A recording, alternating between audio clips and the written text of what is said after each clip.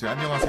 저번에 글을 쓰긴 썼는데 너무 감동도 없고 재미도 없어서 다른 거 한번 써봐요. 이번 썰은 물탱크 뒤에서 똥 싸다가 대대장한테 걸린 병사 썰입니다. 저는 16년도 군번 강원도로 입대하여 GOP에서 근무했던 병사예요. 이 이야기는 군생활하면서 사건 사고가 많았던 A병장의 사건입니다. 순탄하지 못했던 2등병 기간을 지나 강원도에서 첫 겨울을 경험하는 1병 때 사건이죠. 제가 생활했던 부대는 소초별로 생활을 했는데 3개월에 한 번씩 소초를 옮겨가며 근무하는 형태였습니다. 3개월 사한학 소초, 1개월 예비 소초, 휴가 및 외출, 3개월 또 평지 소초. 사건의 발달은 평지 소초에서 생활할 때 일어났습니다. 어느 때와 마찬가지로 후반야 상황병 근무를 서고 있던 중 새벽에 근무를 쓰고 있어서 눈이 너무 감기던 3시경 초소에서 유선망으로 전화가 와서 전화를 받았습니다. 형신보안 초소 1병 작성자입니다.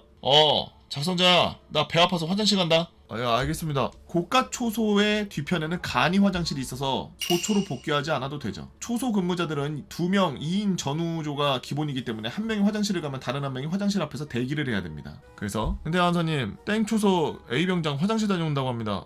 그래, 둘이서 그 전우조 짜가지고 잘 갔다 오라 그래. 예, 알겠습니다. 화장실을 갔다 온다고 말한 뒤 1, 2분 뒤 땡땡한사님, 소초 방향으로 차량 한 대 들어옵니다. 뭐야? 야, 빨리 고가 초소 전화해서 무슨 차량인지 확인해봐. 전화 안 받습니다. 아니, 땡땡한사님, 차량이 고가 초소에서 멈췄습니다. 대장님, 0초소 방향으로 이동하셨습니다. 야, 대대장님 차인가 보다. 소초 앞 그 무전 대기하고 있는 작성자는 문 열러 갈 준비해. 야, 알겠습니다. 이후 멈춰있던 차량은 소초 방향으로 오자 후임은 문전 대기하고 저는 문 열러 나갔고 대회장님 차량이 소초로 들어와서 힘차게 경례를 받고 문을 닫으려고 했는데 갑자기 대장님께서 문을 아직 닫지 마라 라고 지시하는 겁니다. 그래서 의아하게 쳐다보니 대대장이 문을 아직 닫지 마라. 초소 근무자들 오고 있다. 이 말을 듣고 한참 생각했습니다. 초소 근무자들 왜 오지? 라면서요. 1분 뒤에 보니 저기 멀리서 터벅터벅 걸어오는 2인. 특이한 점이 있다면 한 명이 좀 엉거주춤해서 오는 거예요. 조금 바라보고 있으니까 대대장님께서 2명 오는 걸 확인하고 빨리 후문 좀 열어줘라 하셔서 전속력으로 달려가서 후문 열고 차량이 나간 뒤 닫은 다음에 정문으로 가니 A병장이 약간 주춤거리는 자세로 살짝 엉거주춤하게 오고 있는 겁니다. 인원 2명이 들어온 뒤 문을 잠그고 상황간부가 나와가지고 자세한 상황을 물을 겸 군장 검사를 하러 나왔습니다. 야, 뭐야, 어떻게 된 거야? 짜러 갔다가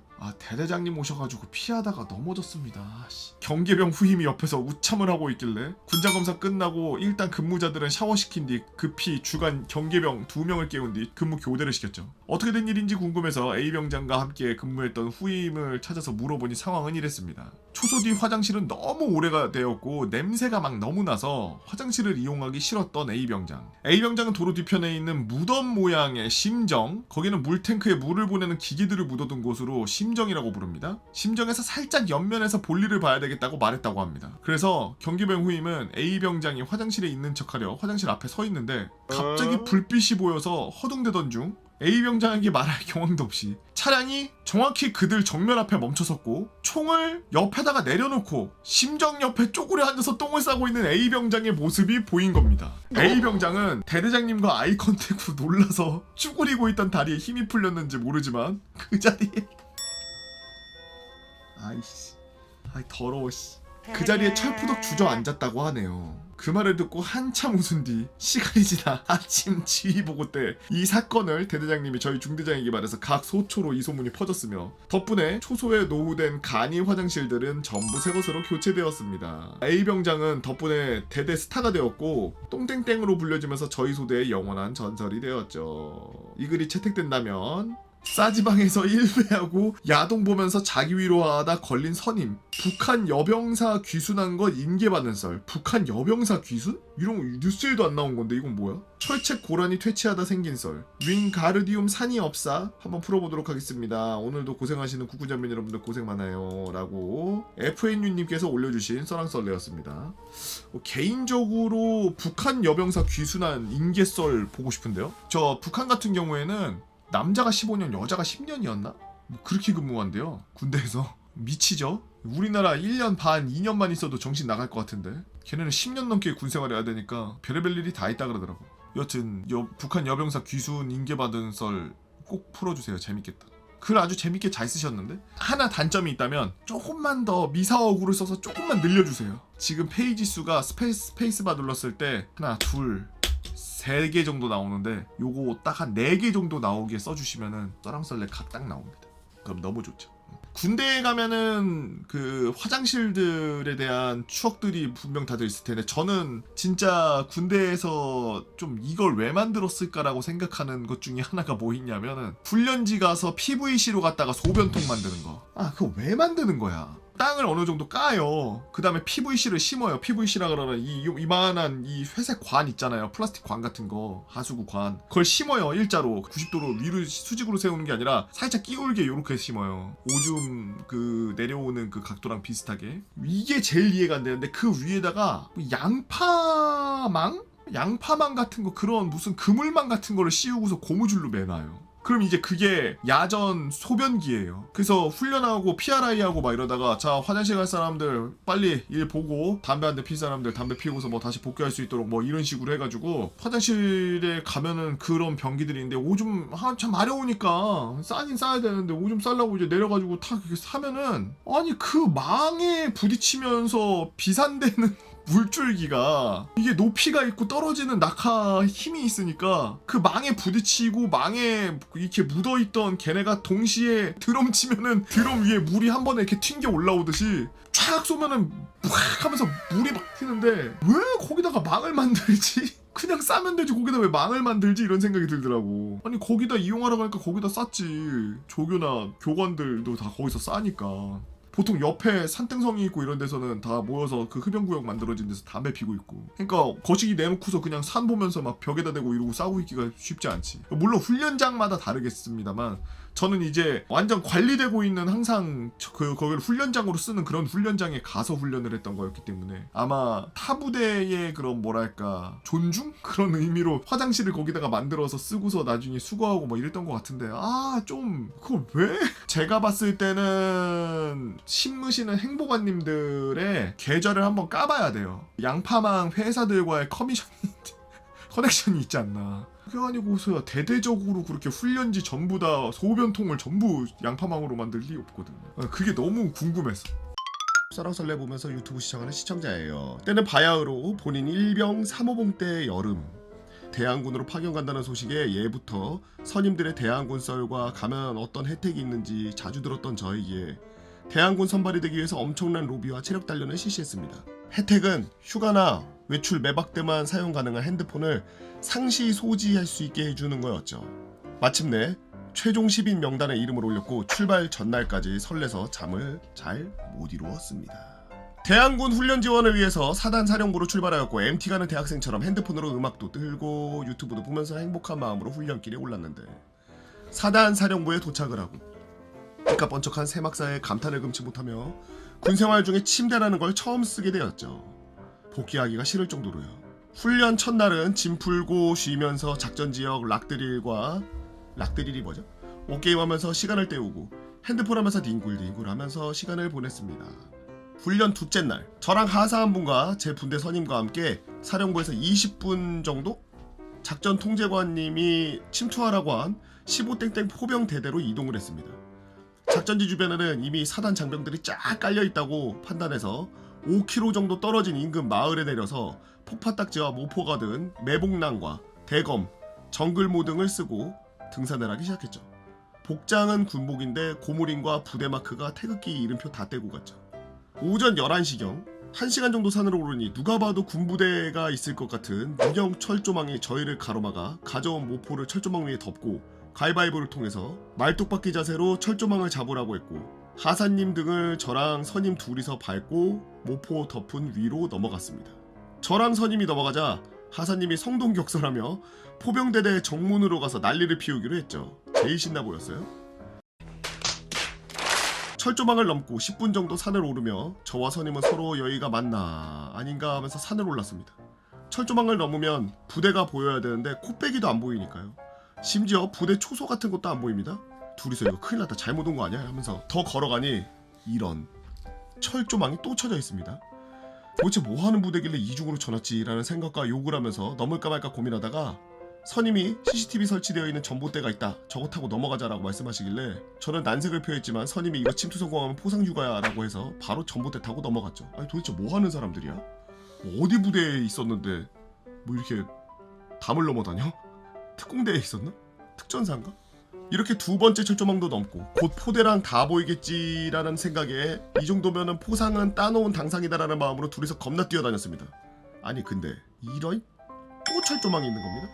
심지어 이제 초소도 보이고 저와 선임은 이거 넘으면 무조건 걸리겠다 싶어서 풀숲에 숨어서 생각을 하던 중 옆에 나뭇잎이 무성한 나무가 하나 쓰러져 있길래 저걸로 우리가 넘는 거 가리면 안 보이겠다 싶어서 철조망에 나무를 살짝 기대고 저와 선임은 냅다 마지막 철조망을 넘었습니다. 다행히 초소근무자에겐 걸리지 않았고 앞을 본 순간 포병대대가 무슨 놈의 거 포대는 하나도 없고 북한 열병식에 나오는 미사일 이동 차량들이 줄 세워져 있었으며 어딜 간 거야? 북한 간 거 아니야? 차량 벙커인지 엄청 큰 벙커가 3개가 있었습니다. 심지어 차량 몇 대는 당장이라도 바로 미사일이 쏠 것처럼 바로 그대로 세워져 있는 상태였죠. 저와 선임은 이거 뭐요? 서로 먹대리다가 중대장님에게 전화를 걸었습니다. 여기 맞습니까? 라고요? 포병대대에 미사일이 있는 겁니다 라고 말씀드리니 덤덤하게 저희 중대장님은 맞아 뚫어 정확히 2마디 하고서 끊으셨습니다. 정신을 차린 저와 선임은 수비병력을 파악하려고 했는데 한 명도 안 보이는 거예요. 우리가 온다는 소식이 숨어있나? 하는 마음에 작업하는 간부처럼 보이자 해서 정글모랑 3M 장갑 끼고 차량 이곳저곳 보면서 모든 차량에 폭파딱지를 다 붙였죠. 그리고 마무리로 선임은 대대장실에 폭파딱지를 붙이고 오겠다고 해서 저는 전산실 비슷한 곳을 찾아서 문 앞에 붙이고 나오는 순간 병사 한 명과 마주쳤습니다. 저는 폰을 꺼내 간부인 척하자 경례를 박는 이병에게 저는 수고 많아 라고 답해주면서 문 옆에 정수기에서 물을 마시는 여유를 보였습니다. 그러자 갑자기 비상 사이렌이 울렸고 콧배기도 보이지 않던 수많은 병사들이 식당에서 다 뛰쳐나오는 거예요. 선임 피셜 대대장실에 폭파딱지 붙이고 대대장실 문 앞에 앉아서 죽음을 앞둔 골든 로저 마냥 있었다고 합니다. 전 사이렌이 울리자마자 밖에 세워져 있는 본고에 숨어야 되겠다고 생각했는데 문을 열자 이게 웬걸? 문이 그냥 드르륵 하면서 열리는 겁니다. 작업을 위해 트럭을 끌고 온 간부처럼 보이려고 운전석에 앉아서 의자 다 제끼고 폰하면서 잡히길 기다리는데 아무도 의심을 안 하는 겁니다. 대대 주임원사는 차량과 탄약고 벙커 대대장실 주임원사실 심지어 화장실에도 붙여놓은 딱지를 보고 화가 나서 소리 지르고 고래고래 소리를 지르면서 포병대대 간부들도 화가 나는지 야발야발거리면서 막 뛰어다니더라고요. 저는 그 모습을 보면서 낄낄대다가 진짜 못 알아보는 것 같아서 차에서 내려가가지고 수도가 근처에 건물 벽에 기대서 담배 한 대 피우던 중에 병사 한 명한테 걸렸습니다. 바로 담배를 던지고 저와 선임을 넘은 철조망으로 뛰어가는데 대한군 잡으면 포상이야 라는 소리와 함께 수십 명의 병사들이 저를 잡으려고 뛰어오는 거예요. 결국 잡히고 말았죠. 원래는 팔만 잡고 가는데 이놈들이 뚫린 게 불안지 완전 저를 간첩 취급해서 땅에 내동댕이 치고 포승줄에다가 케이블 타이에다가 막 등에 총 구겨놓고 주임원사실로 데려갔습니다. 이렇게 훈련에 마무리되나 싶었는데 먼저 잡힌 선임과 저는 주임원사실내에 갇혀서 신문을 봤는데 훈련에 몰입하셨는지 원사님께서는 북한의 어디 공작대 출신이야 보이부야 이런 말씀을 하면서 취조를 하셨죠. 그러더니 몸수색을 하고 저희 일지와 작전 루트를 그린 수첩을 싹수거해 가시더니 그거 안 된다고 가져가시면 안 됩니다 하니까 샤우팅으로 대답해 주셨죠. 사단 사령부에 보고가 들어갔는지 저와 선임은 CCTV가 있는데 어떻게 넘어갔는지 사각지대가 어딘지 물어보고 철조망은 어떻게 넘었는지 위치는 어딘지 현장 조사를 같이 하며 동행하며 마무리를 했습니다. 포병대대장님은 저희가 철조망을 넘을 시간대 근무자들 휴가 다 자르라고 말씀하셨고 저와 선임은 그 지역 관할 연대장님이 계신 지휘 통제실로 불려가서 인사하고 덕분에 훈련 잘해서 고맙다고 저희 중대장님에게 포상 주라고 말씀하셔서 주대장님께서는 저희에게 대대장님께 건의하여 대대장 포상 휴가 3일 받았죠. 이게 제 군생활 대한군 인생 시작일 줄은 몰랐지만 저는 뭔가 뿌듯해하면서 재밌는 경험이었습니다. 등 밟혔던 하사님은 대대정문에서 소리 지르면서 위병소로 돌진하며 뛰어다녔고 먼저 잡혀서 2시간 동안 봉고차에서 시원한 에어컨과 낮잠 즐기고 계셨다고. 글 쓰는 재주가 없어서 기억나는 대로 적었네요. 그래도 이 글 끝까지 읽어주시면 그리고 유튜브에 올라가면 저녁 80일 분대장 파견교육 가서 이병 조교 참교육한 썰 부대 개방 행사하다가 연애하게 된 썰들 한번 풀어보겠습니다 라고 깨골 님께서 올려주신 썰랑썰레였습니다. 군생활 이렇게 하면 맛깔나고 재밌는데 대한군 같은 거 저희 부대 옛날에 옆에가 되게 중요한 부대였는데 우리 부대가 옆에 붙어 있어가지고 우리 부대에 들어와서 난장 깠던 거 생각나. 아니 철조망을 하나 더 넘어갔어야 되는데 우리 부대에 들어와가지고 난리를 쳐가지고 죽을 뻔했네. 이 이야기를 읽기 전에 보고형 유튜브에 업로드된 미친 병장의 전투기술 영상을 조금 보고 오시면은 좀 더 편하게 이해가 가실 거예요. 보러 간 김에 좋아요도 좀 눌러주세요. 저희 부대는 어느 산자락 어느 고즈넉한 시골 마을에 위치한 부대로 부대 주변에 사방에 논밭과 훈련장만 펼쳐진 사람 살기 정말 좋은 그런 곳이었습니다. 그리고 이런 논밭 주변에는 대한민국 전국 팔도의 모든 곳과 마찬가지로 상당한 크기의 저수지가 있었죠. 그리고 이 저수지로 인해 저희 부대는 지옥을 맛보게 되는데요. 참고로 저희 부대 주변에는 저수지가 총 2개 있습니다. 편의상 이 두 저수지를 위 저수지, 아래 저수지라고 칭하겠습니다. 어느 초겨울, 상병이 꺾여서 사실상 실세가 되어가던 시절, 전날 새벽에 생긴 환자 후송 운행을 엠빌병이었거든요. 근무 취침을 하고 있던 어느 오전, 갑자기 밖이 소란스러워지기 시작했습니다.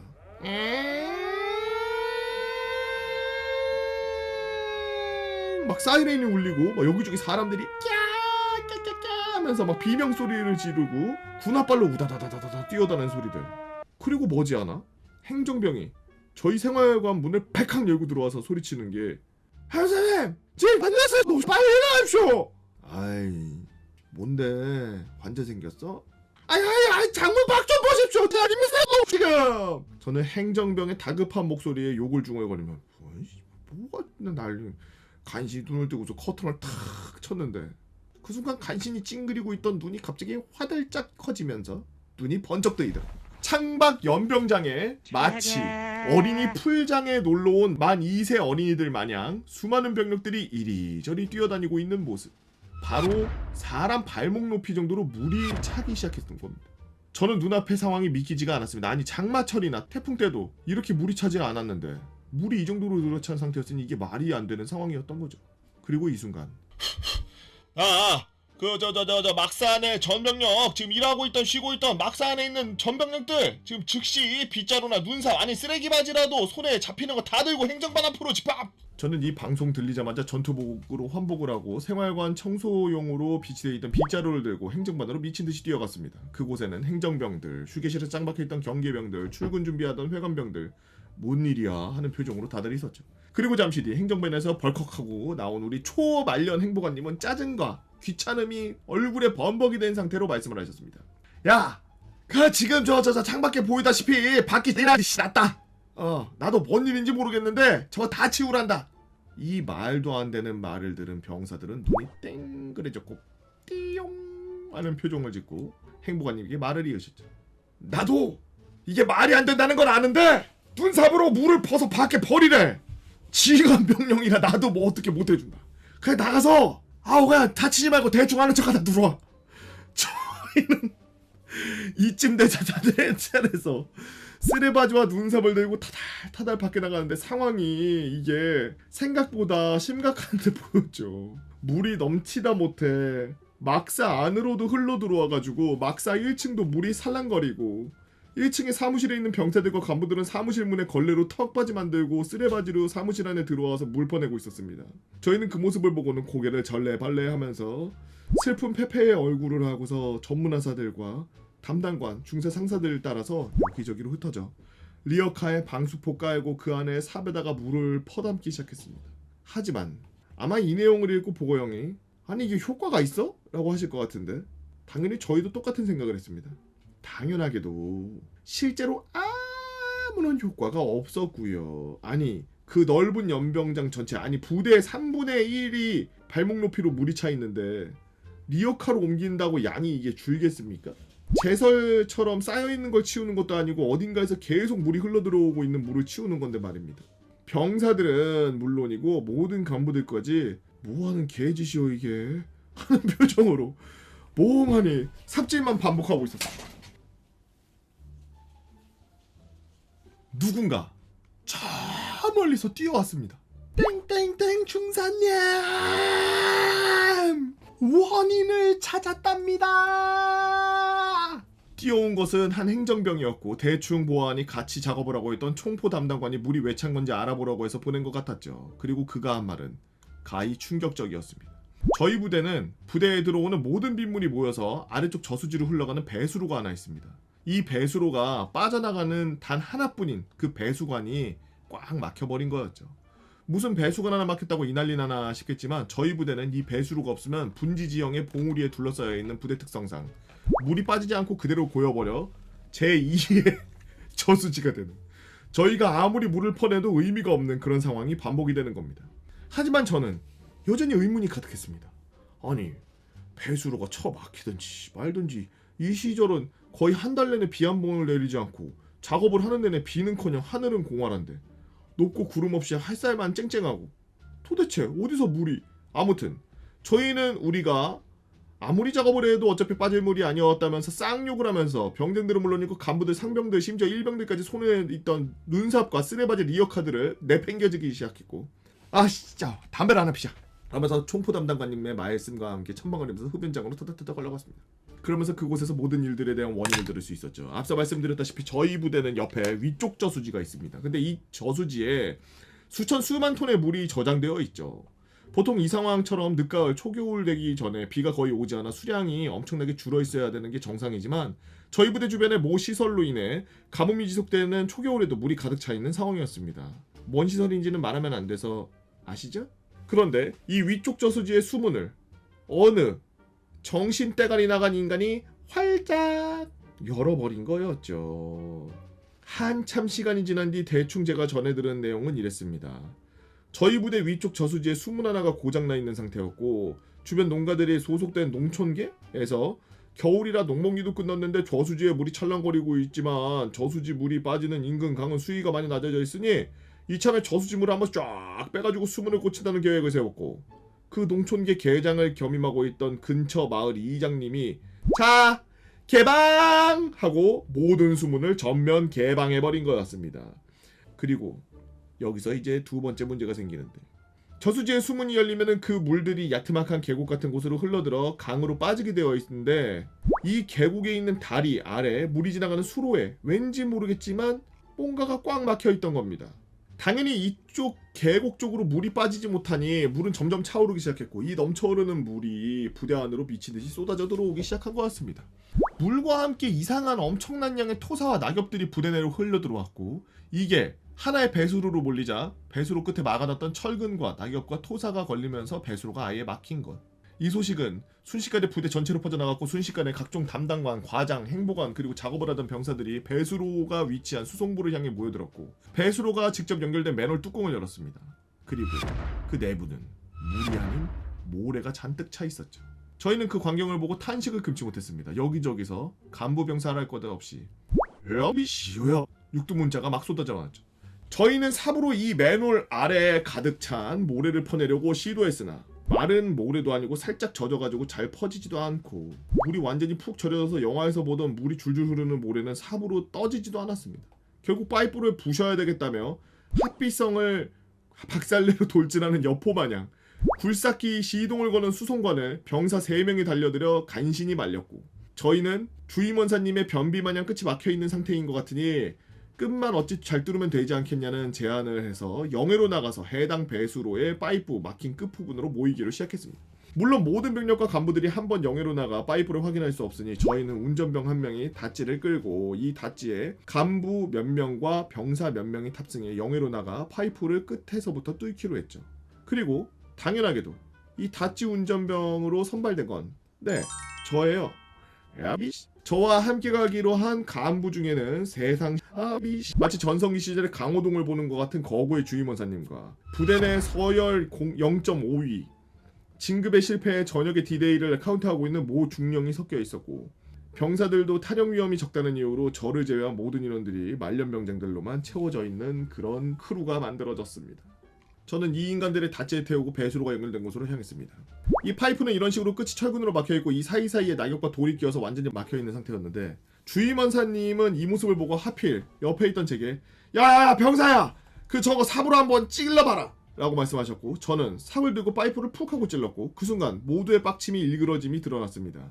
이곳의 모래는 이전에 있던 것과는 다르게 삽으로 퍼낼 수 있었기 때문이죠. 이건 다르게 말하면 우리가 이 거지 같은 것들을 전부 퍼내야 된다는 말이기도 했으니까요. 그것도 파이프 안으로 들어가서 삽질을 하는 것도 아니고 철창 사이로 삽만 살짝 집어넣어서 깨끔 사극을 퍼내야 되는 긁어내는 상황이니 더 짜증났습니다. 하지만 병사들이 이 복잡 미묘한 표정에도 개의치 않고 빵긋 미소를 지으며 자 다들 돌아가면서 모래를 퍼내자 라고 소리쳤죠.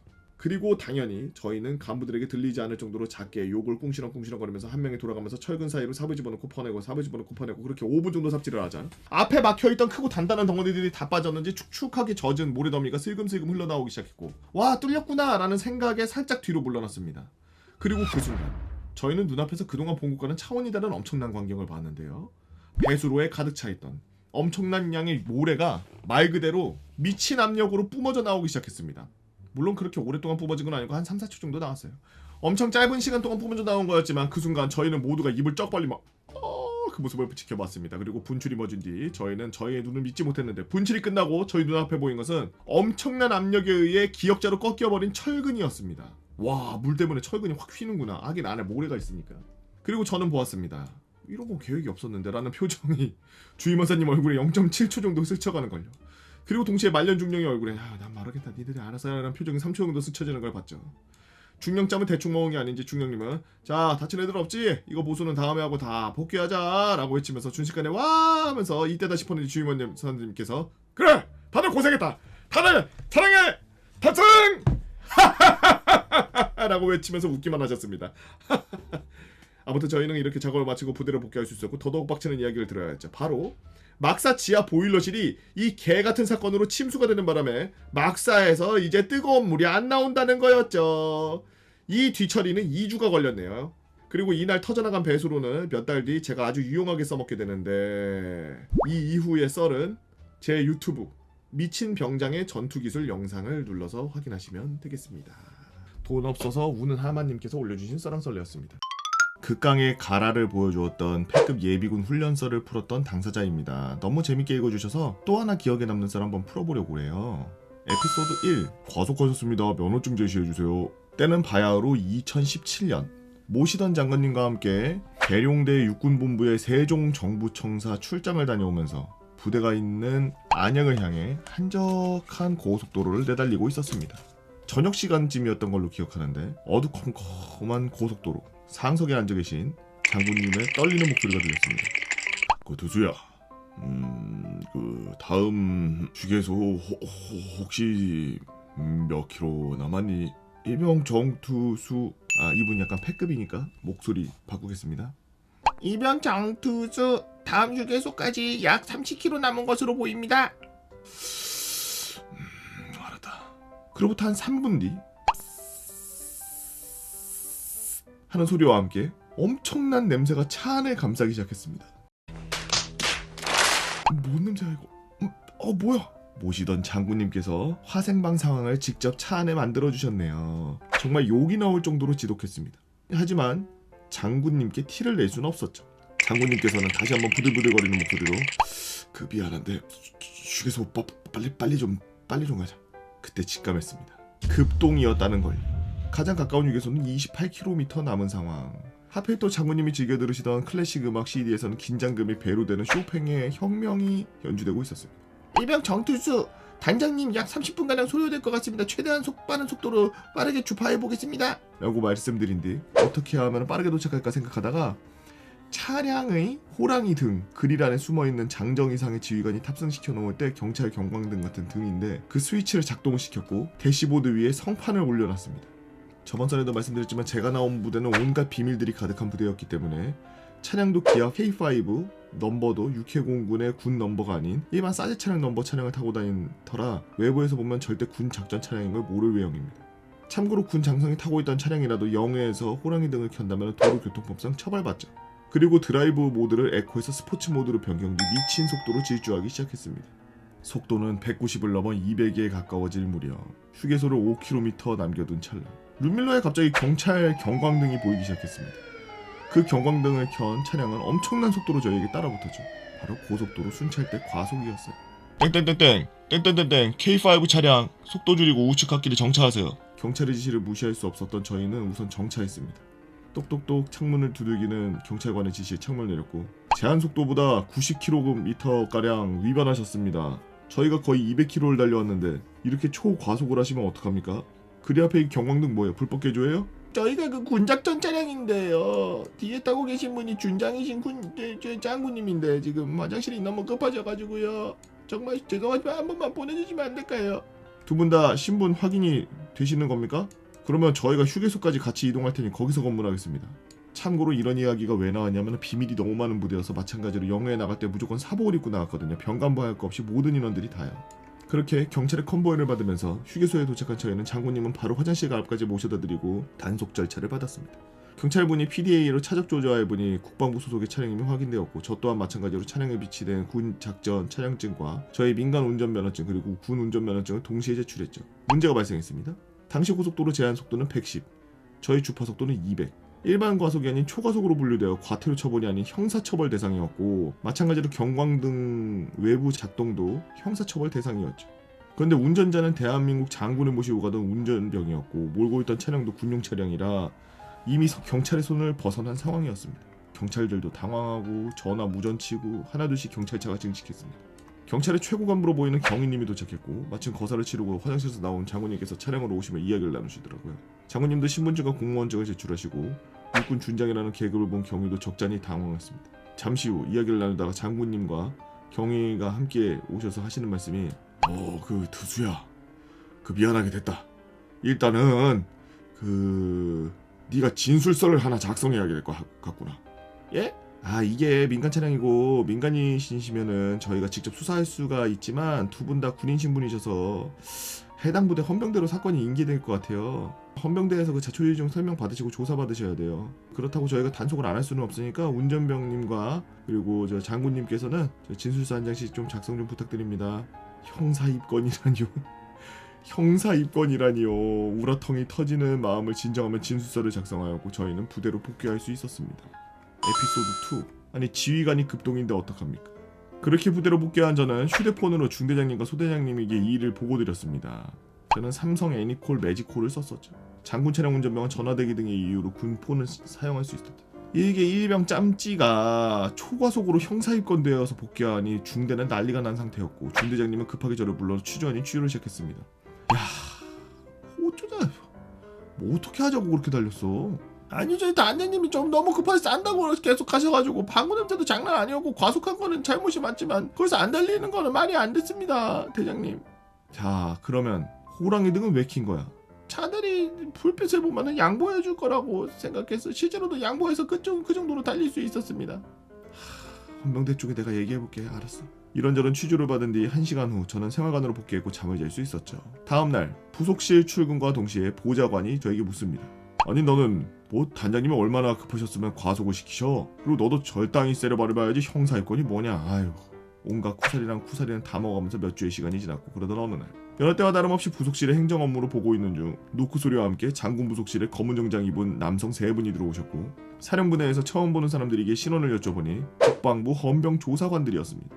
저희 부대는 워낙 소규모 사령부이기에 부대 내 헌병대는 따로 존재하지 않았고 상급 부대인 국방부의 헌병대에서 저희 사령부 군사 경찰 업무까지도 수행하고 있는 거였죠. 충성? 그래. 병사가 정투수 일병이야? 네 그렇습니다. 그래. 나는 국방부 헌병대 상사 땡땡땡이야. 우리 왜 온지 알지?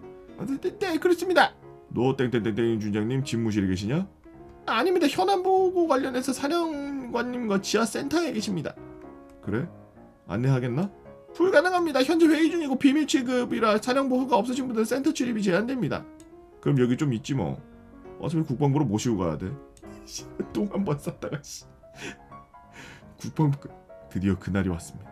경찰청으로부터 사건 인계를 받은 헌병조사관들이 저희를 조사하기 위해 방문한 거였죠. 약 30분 뒤 장군님이 도착하셨고 저희는 부대, 법무장교, 변호사와 함께 국방부로 이동해 진술서와 작성, 조사를 받았습니다. 장군님과 저는 서로 다른 조사실에서 조사를 받았기에 정확한 내용을 알 수 없었습니다만 확실한 건 내 잘못이니 운전병을 한번 봐달라는 취지로 말씀하셨다고 합니다. 진술서를 작성하며 정말 똥이라는 글자를 수도 없이 써내려갔고 조사관이 마지막으로 저에게 질문했습니다. 그래서 너는 잘못이 없다는 거야? 결국 단장님 똥 때문이라는 거네? 제가 잘못이 없다고는 안 했습니다. 다만 모시는 지휘관이 고속도로 한가운데 급동인데 어떡합니까? 아니 그래도 고속도로 그렇게까지 오버할 필요는 있냐는 거야. 그때 차량에 없으셔서 당연히 모르시겠지만 단장님 얼굴이 계속 창백해져갖고 단장님 방구 냄새를 한번 맡아보셨으면 제가 왜 그랬는지 이해하실 겁니다. 결국 조사가 똥에서 시작해서 똥으로 끝났고 사령부 복귀에서 단장님과 어색했던 그 공기가 아직도 잊지 못합니다.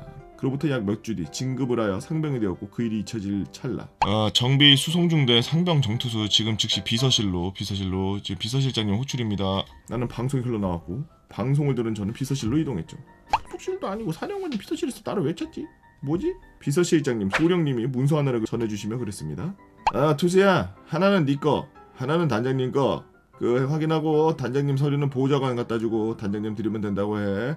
서류를 보니 헌병대에서 군통신으로 사령부 비서실을 통해 사건 진행 내용을 보낸 거였죠. 다행히도 저와 장군님은 불기소 의견으로 군검찰에 송치되지 않고 그 어떤 행정이나 형사처분 받지 않고 사건이 종결되었습니다.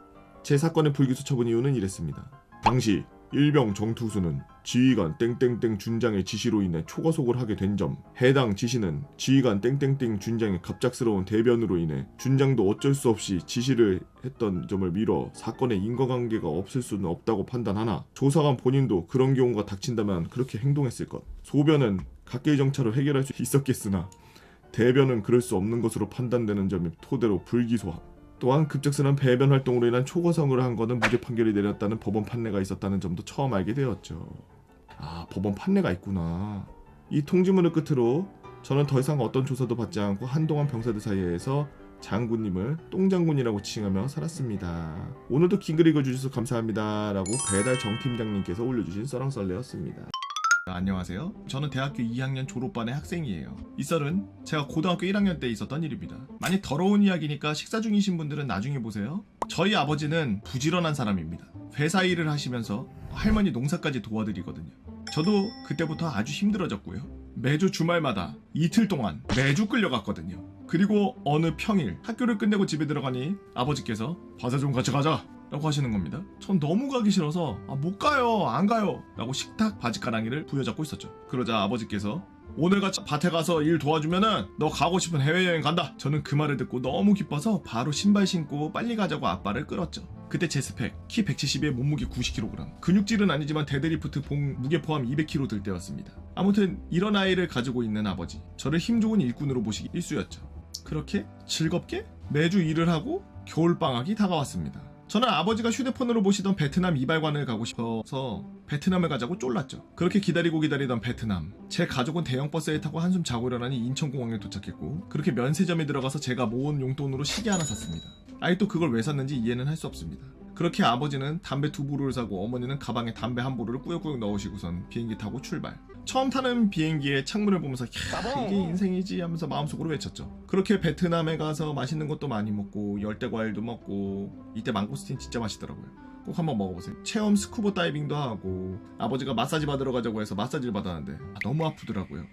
안마를 받고 있는데 타타구니 쪽으로 손이 가길래 뭐지 이거? 하는데 갑자기 그쪽을 꾹 누르자 진짜 너무 아파서 말도 안 나왔습니다. 기절할 뻔했죠. 소리도 못 지르고 꾸역꾸역 참으면서 도망쳐 나왔습니다. 제가 가고 싶었던 베트남 이발관은 못 갔습니다. 그리고 숙소에 가는 길 야식장에 갔죠. 가지 말았어야 되는데 그곳에는 진견 음식들을 먹었습니다. 전갈 튀김, 개구리 숯불구이, 조개구이, 뱀 숯불구이. 먹고 숙소에 가서 내일 집에 갈 준비를 하고 잠이 들었죠. 다음날 아침에 일어나서 준비 중에 제 몸이 좀 이상했습니다. 어제 야시장에서 뭘 잘못 먹었나? 이러면 안 되는데 하면서 호텔 조식도 못 먹고 가족을 기다리면서 화장실에서 해피타임을 갖고 있는데 그렇게 공항에 가는 길에 비행기 안에 화장실이 있으니까 그나마 괜찮을 거라는 안도를 하면서 공항에 도착해도 저는 계속 화장실에서 비행기를 기다리면서 저만의 시간을 가졌고 그렇게 비행기에 타자마자 창가에 앉고 싶은 마음은 많았지만 복도와 가장 가까운 자리에 앉으면서 화장실 갈 준비를 하고 신호가 오기만을 기다리고 있었습니다. 그렇게 비행기를 타려고 이륙하는 도중 진동이 심했나요? 배가 한층 더 아파지고 참으니까 또 잠잠해지고 관략근이 터질 것 같은데 여기서 사건의 발단이 일어납니다. 그때 갑자기 아픈 배를 부여잡고 화장실에서 큰 전쟁을 펼치고 있었는데 비행기가 조금 다다다다다다다 하면서 떨리나 싶더니 스피커로 그 난기류가 있어서 기차가 좀 흔들리니까요. 그 자리에 착석해가지고 좀 일어나지 마시고 벨트 매세요. 라는 말이 나오더라고요.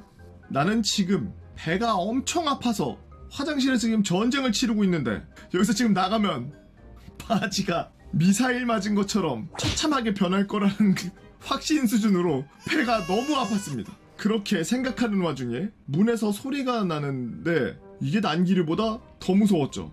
승무원이 막 문을 두들기는 거예요. 빨리 나오세요. 나오세요. 나오세요. 그때 저의 머리는 생각을 멈추고 빨리 싸야 되겠다는 목적으로만 배에 힘을 주기 시작했습니다. 그때였죠. 비워내고 닦으려고 몸을 조금 앞으로 끼우리고 투명 의자 자세를 취하는 중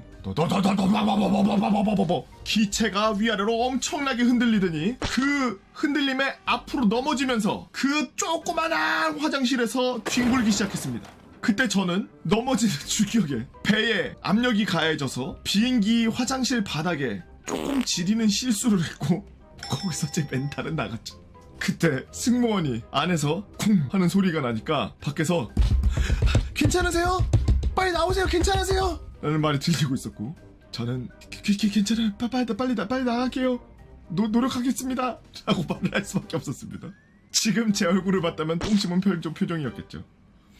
저는 그때 재빨리 화장실을 빼서 저의 소중한 곳들을 빨리 닦아내고 바닥을 닦고 바지를 입으려고 하는데 팬티가 차갑더라고요. 아니 축축하더라고요. 바닥에 지려버릴 때 그때 함께 묻은 게 아닌가? 저는 2차로 멘탈이 나갔고 그때 생각난 게 어제 입은 바지를 오늘 또 입은 거라 어제 간식 먹다가 생긴 봉투 그게 제 바지 건빵 주머니에 넣어둔 게 생각이 났고 봉투에 팬티를 빨리 담아서 빨리 주머니에 넣어야 되겠다는 생각에 주머니에다 손을 싹 집어넣는데 아무것도 없더라고요. 온갖 생각이 다 났습니다. 저는 거리면서 생각하고 문에선 계속 나오세요. 괜찮으세요? 괜찮으세요? 나오세요. 손님! 계속 문을 두드리고 있었고 저는 그때 팬티를 휴통에 버려야 되겠다는 생각을 했고 그냥 그것을 실천에 옮길 수밖에 없었습니다. 속옷이 없는 바지를 입고 나오니 그곳은 엄청나더라고요. 화장실에서 저만의 세상에 있다가 나오니 사람들은 울고 불고 패닉에 빠져있고 저는 그 광경을 보면서 순간 정신을 3번째 놔버렸습니다. 그렇게 멍 때리며 있는 중 승무원이 빨리 좌석에 착석하라는 말과 함께 어디론가 가버렸고 그렇게 좌석에 앉고 옆을 둘러보니 옆에 아주머니 기도를 하고 계십니다. 옆에서 듣기로는 몇 년 전이라서 신 이름까지는 기억이 안 나는데 생전 처음 들어보는 신을 읊조리고 있었죠. 아줌마는 그 신을 욕하면서 나는 너만 믿는다. 나는 너만 믿는다. 이러면서 뭐라고 씨부리고 있더라고요. 저는 저 참신한 광신도를 머지않아서 그 다음에 관심을 주지 않았고 우리 가족이 괜찮은지만 신경을 썼습니다. 그렇게 시간이 지난 후 흔들리던 비행기는 언제 그랬냐는 듯 안정적으로 움직이면서 스피커에서는 뒤질 뻔했슈. 난기류가 심해가지고 어쨌든 지나가슈. 라는 말과 함께 승무원들이 돌아다니면서 다친 곳 없냐고 물어보며 다녔고 제 근처에 있던 사람들은 비행기가 착륙할 때까지 안전벨트를 풀지 않고 덜덜덜덜 떨던 그 사건이 일어나고 저는 2번이나 더 화장실에 갔네요. 그리고 다음날 장염으로 병원에 입원했습니다. 더럽고 긴 이야기 들어주셔서 감사합니다. 중간에 내용에 아버지 앞니 틀니가 바다에 빠져가지고 그거 찾으면 $50 준다는 상금을 걸었더니 보트에 있는 현지인 형제들이 피 터지게 싸웠던 싸움을 직관했던 썰을 아직 못 적었네요. 나중에 시간 나면 이것도 재밌는 썰이니까 한번 적어볼게요. 다시 한번 더 부족한 실력으로 긴 글 읽어주셔서 감사합니다 라고 특수공익대대님께서 올려주신 썰랑썰레였습니다. 이 썰에 구라가 없으며 기억 보정 MSG로 오류가 있을지 모르지만 내용 자체는 진짜입니다. 이 썰을 풀려면 저희 아버지 얘기부터 해야 되는데요. 저희 아버지께서는 아들은 머슴처럼 딸은 공주처럼 키워야 된다고 생각하시는 분입니다. 이 마인드가 너무 심하셔서 바다에서 수영 알려주신다고 깊은 곳에서 고무보트에서 밀어가지고 떨어뜨린 전적을 갖고 계신 분이죠. 이 때문에 아버지께서 저에게 장난감을 사주신 게 한 손가락 안에 꼽히는데 한 손가락에 꼽힌다고? 한 번 사줬어 그러면? 심지어 유치원 때 큐빅스라는 로봇 장난감이 있었는데 네가 애냐며 혼냈고 6살이면 애 맞지 않나요? 누나가 사달라는 거는 그냥 그날 저녁에 사오신 분이었죠. 심지어 저희 때 비싼 편이었던 MP3, PMP 전자사전을 하루 만에 제일 비싼 모델로 사오셨었어. 누나한테는 지극정성이셨구나. 그렇기 때문에 저는 살면서 이 사건으로 인해 비비탄 총을 딱 한 번 가져봤고 한 손가락에 꼽는다고 한 게 한 번인데 그게 이 사건을 통해서 비비탄 총 한 번 아빠가 사줬대. 옆집 아저씨가 가끔 옥상에서 총 빌려줘서 쏴본 게 전부였죠. 총을 빌려줘? 옆집 아저씨 간첩이야? 그러면 썰을 풀어보겠습니다. 때는 수류탄 사건이 지난 후 몇 년 뒤, 저희 어머니는 집 앞에 불발탄이 나왔으니 위험한 곳으로는 휴가를 안 간다고 못 박으셔서 저희는 바다로 휴가를 갔습니다. 처음 휴가를 바다로 갔을 때는 바나나 보트와 각종 놀거리 또래 아이들과 재밌게 놀면서 몇 년이 지났을 때 아버지께서 드디어 어머니의 허락을 받아 다시 포천으로 휴가를 갔죠. 늘 하던 대로 텐트도 치고 백숙도 먹고 아버지 따라 농사일도 거들고 물놀이도 하면서 피곤에 찌들어서 평상에 누워 쉬고 있는데 같이 갔던 다른 집 아이 5살 정도 되는 애가 과자 먹고 싶다고 쪼르고 있었죠. 잠이 들 때쯤 아버지께서 절 깨우셨습니다. 야 땡땡아, 가서 과자 좀 사오거라. 아 피곤해요. 너 아빠가 말했던 네 알겠습니다 해야지 누가 이렇게 토달래 반항하니? 라며 저를 혼내셨고 저는 툴툴대며 슈퍼로 향했습니다. 슈퍼는 집에서 약 10분 정도 걸어가야지 나오는데 중간쯤 갔을 때 차도 가장자리에 아스팔트가 튀어나온 것처럼 뭔가 떨어져 있었고 가까이서 가보니 그거는 이 썰의 메인인 K2 소총이었습니다. 그러나 어렸던 저는 그것이 진짜 소총인 줄 절대 몰랐고 유치원 때 재롱잔치 때 썼던 총이랑 비슷하게 생겼고 묵직하긴 했지만 옆집 아저씨의 총도 그만큼 무거웠기에 그냥 겁나 비싸고 좋은 비비탄 총 정도로만 생각하고 저는 이 총을 쓰고 싶었으나 초등학교 5학년짜리가 들기엔 너무 무거웠고 탄창도 없었고 너무 길었고 같이 가던 1살 어린 동생, 그 동생은 비비탄 총을 가지고 있었지만 손때 탄다고 네 집엔 이런 거 없지라는 마인드로 총을 자랑하고 한 번도 빌려주지 않았던 그놈을 이기고 싶었던 저는 이 총을 주인을 찾아주자는 생각을 못한 채 이 총을 옆집 아저씨한테 팔고 전동소총 한 자루 하고 샷건 한 자루, 권총 한 자루를 사서 풀셋으로 그놈을 이겨보자라는 지금 생각해도 철없는 결론을 내림. 뭐 나중에 팔 생각을 하냐 이거. 옆집 아저씨가 그 비비탄 총 뭐 약간 모으시는 분이었나 보지? 그 아저씨 뭐 장물합이냐? 그럼 왜 사줘? 초등학생 때 딱 그런 마인드네. 짱 귀엽네. 그래서 그대로 총을 들고 텐트로 돌아왔고 총을 침낭 안에 숨기고 과자를 사와서 나눠 먹으며 다시 낮잠을 자려는데 이번엔 아버지가 저녁에 먹을 삼겹살을 사오라고 심부름을 시켰습니다. 가기 싫었지만 아버지께 혼나기 싫었던 저는 초코우유를 심부름 값으로 딜을 본 후 다시 슈퍼로 돌아가고 있었는데 이번에는 군인들이 하깃진을 펼치고 수색을 하고 옆에 나이가 좀 있는 군인 아저씨께서 잘 찾아보라며 군인들을 닥달하고 있었습니다. 호기심이 많았던 저는 제가 숨긴 총을 수색하고 있는지도 모르고 특유의 넌시눈적인 마음으로 수색하고 있는 아저씨들에게 인사했죠. 안녕하세요, 뭐해요? 뭐 찾아 없어서 찾고 있어. 뭐 찾아요? 그건 말해줄 수 없어. 지금 아저씨들 바빠서 근데 다른 데서 놀아줄 수 있니? 라면서 딱딱하지만 차분한 말투로 저를 다른 곳에 보내려 했죠. 그때 장교 한 분이 야 어떻게 군인이 총을 잃어버려? 그것도 있다 땡땡땡 이 새끼야. 이때 순간적으로 제정신이 돌아온 저는 잃어버린 물건의 주인을 찾아줘야 된다는 유치원 시간에 배운 것이 생각났습니다. 초등학교 5학년인데 유치원 때가 떠올랐네요. 저 아저씨 왜 뭔데? 혹시 총 찾아요? 총 찾아 딴 데 가서 놀아. 저 그 총 제가 가지고 있는데 이거랑 똑같은 거. 그때 표정에서 이딴 게 다 있냐라는 표정이 보였죠.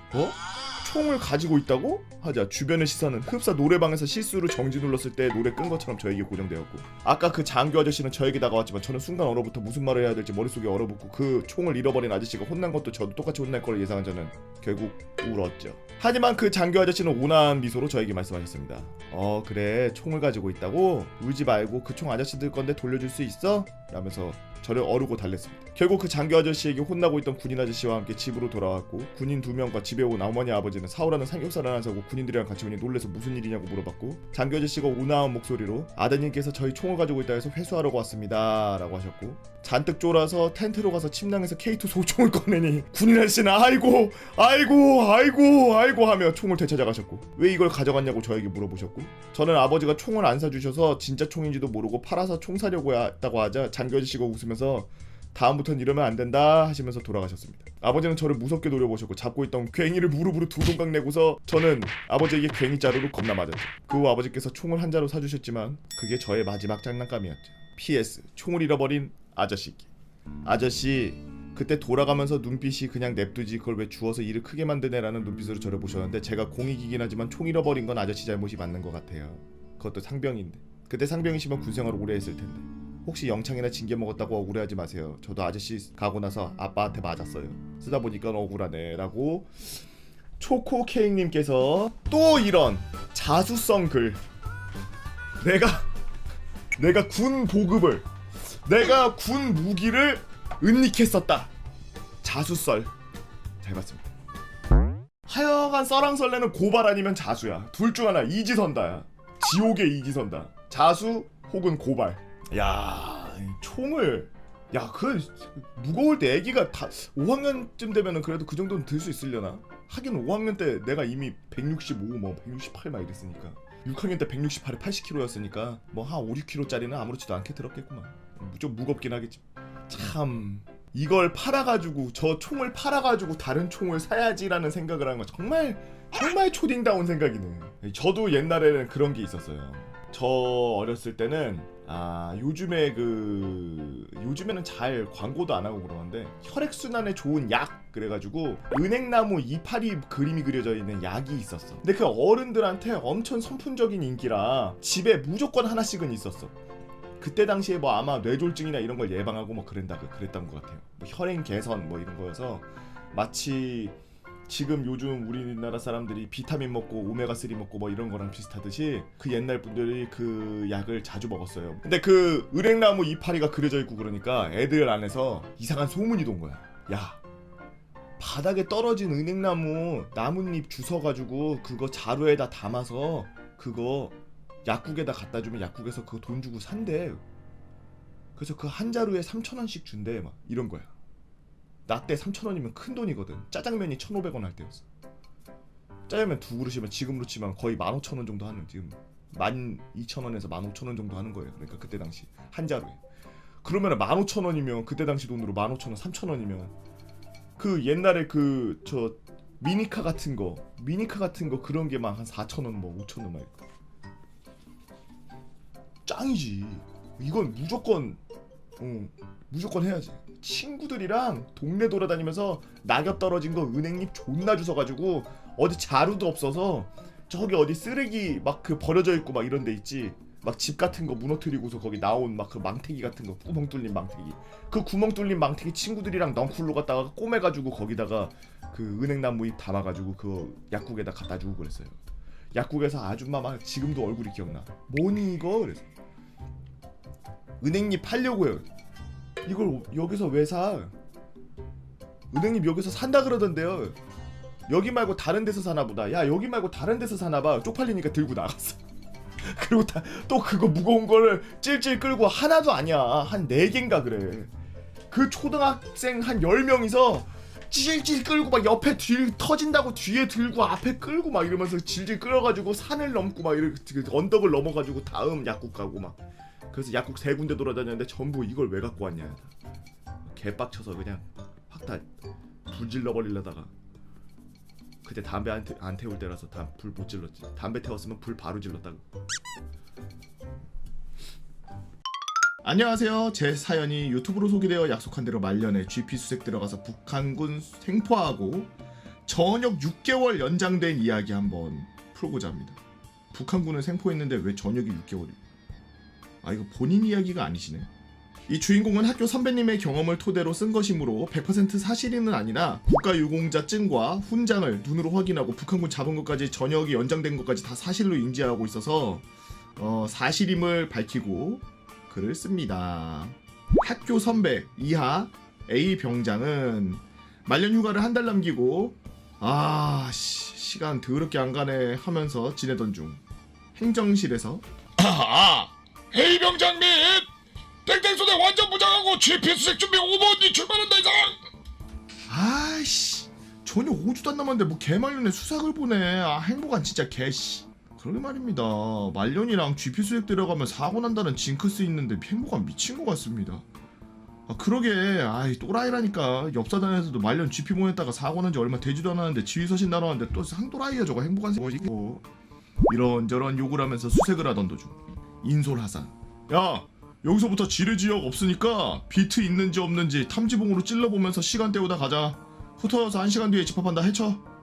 분대장, 저기는 땡땡땡 11시 방향 땡땡땡땡땡 3시 방향은 땡땡땡땡땡. A병장님은 알아서 짱 박히시고 시간에 잘 맞춰서 여기로 모이자. 출발. 대략 15분 후 A병장. 나 어디 짱 박히지?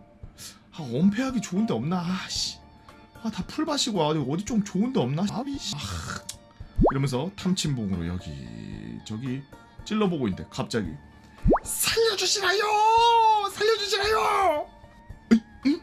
손들어 움직여 쏜다! 손들어! 아, 뭐야! 북한군 손을 들고 힘없는 목소리로 울면서 물이라도 좀 주시라요. 일주일째 아무것도 못 먹었습니다.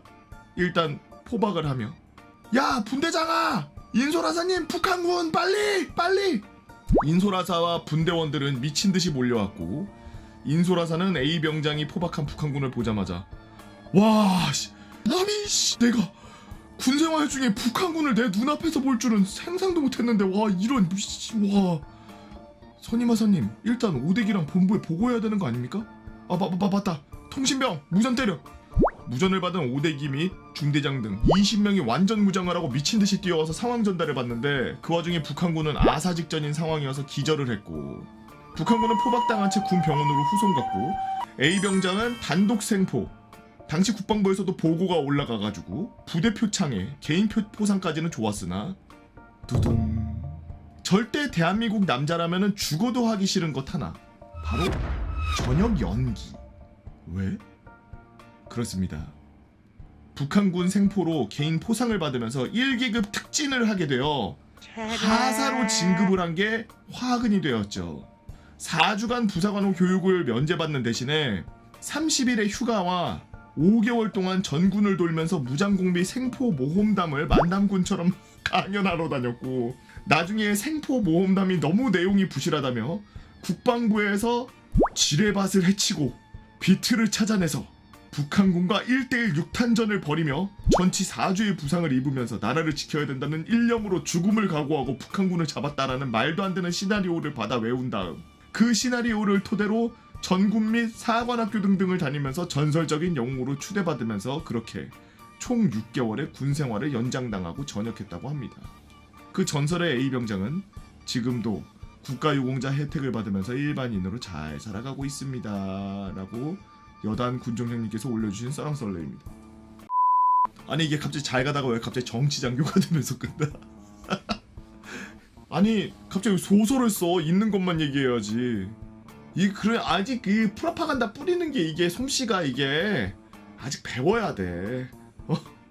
우리나라는 어설퍼 아직. 이 프로파간다를 뿌리려면은 말이야. 2차 세계대전 때 저 막 저격총으로 갔다가 막 600명을 죽였네, 뭐 대대급을 죽였네, 뭐 사단급을 죽였네, 막 이런 애들 나오면은 걔네들 데리고서 순회 공연 돌듯이 그런 영웅을 만들어야지. 만들 거면 뭐 전치 4주 부상을 입고 전치 4주 부상을 입는 게 말이 되나? 그러면은 와 북한 애들도 잘 싸우나 보다 이렇게 생각하고 겁먹지. 오히려 용감하게 죽방 돌렸더니 턱이 부러지면서 그대로 주저앉았고 침을 흘리고 있는 거를 군합발로 갖다 냅다 깠더니 기절했다 뭐 이러면서 전투와의 보급의 우수성과 그리고 평소 때 밥을 잘 먹어서 체력이 증진된 것들 이런 것들을 우수하게 그걸 해가지고 시나리오에다 담아가지고 밥 잘 먹고 전투화나 보급 같은 거 아끼게 만들고 그렇게 해야지 말이야. 뭐 기존에 배웠던 총검술을 토대로 해서 가까이 붙었을 때 총검술 개머리판을 돌려쳐 해가지고 뭐 관자놀이를 부셨다 뭐 이런 식으로 뭐 보고를 하든 뭐 시나리오를 짰다. 그래 뭐 어설퍼. 무슨 전치사주의 부상을 입으면서 나를 내가 썼으면 진짜 내가 썼으면 진짜 와 야 이거 보급품으로 이걸로 갖다 때려가지고 했대 이겼대. 이게 말이 되냐? 야 이거 1950년대 이 수통으로 갖다 때려서 이 사람 기절했대. 아 기절하게 생겼지 않습니까? 말하면서 애들 한마디씩 하면서 거들면서 담배 뻑뻑 피러가고 강당 뒤에서 저 채팅창에 저 김정일을 장군이라고 칭하는 놈 저거 잡아. 너 김일성 예스에 키워 너. 이제 2kg 이상. 걔네가 뭔 장군이냐. 군대 가지도 않았을 텐데. 계급장만 달고 가라 계급장만 달고 있는 거지. 걔네 우리 2등병번데도 못한 애들인데 총도 못 쏠 걸. 북한 애들이 왜 넘어와서 거기서 그렇게 비비고 있었을까? 그리고 행보가는 뭐 믿고 갑자기 가자고 출동하자 그랬을까? 여러 가지가 우연히 겹쳐서 만들어진 최고의 작품이 아닐까 싶은데 거기다가 북한군은 전투할 의지가 전혀 없고 도망쳐서 기도비닉하고 있다가 이거 뭐 저기 앞에는 지뢰밭이니까 지뢰밭 길을 모르니 오지도 못하고 가지도 못하고 그 사이에서 굶어 뒤지게 생겼는데 그냥 무슨 길냥이 줍듯이 그냥 북한군 주순 이야기. 제목 나왔다. 길냥이 죽듯이 북한군 주순설.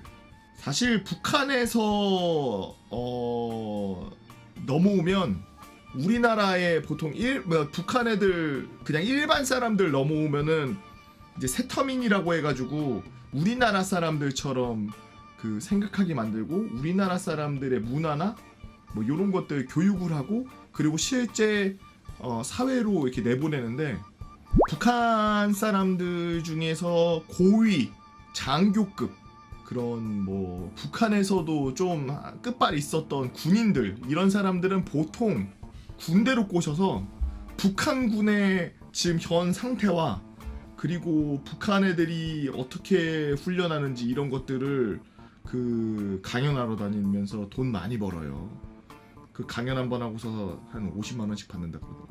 그거 뭐 하루에 2탕만 뛰어도 100만 원인데 한 달이면은 2천만 원인데 1000만 원씩 벌어. 난리 나지. 그래서 저도 군대에 있을 때 북한 사람인데 북한 정치장교였는데 정치장교 맞나? 그런 쪽이었는데 우리나라 와가지고 여자분? 망명한 여자분?